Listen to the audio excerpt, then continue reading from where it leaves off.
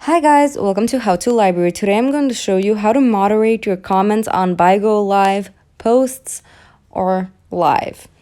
Okay, so first you need to go to where I am right now.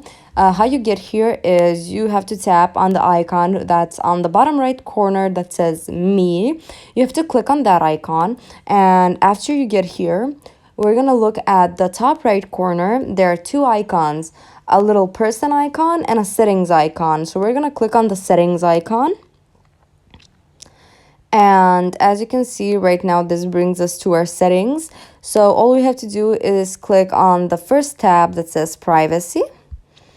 And we have hide location, hide your online status, hide your recent active time, and then comment post.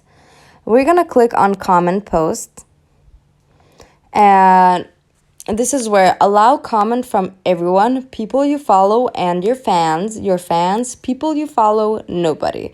So we're gonna click on your fans option, and then at the bottom you can see there's a cancel and confirm option. We're gonna click on the bottom right option that is confirm, and that's about it. Thank you for watching. Do click the like button if this video helped you, and subscribe to our channel for more helpful videos. Bye guys.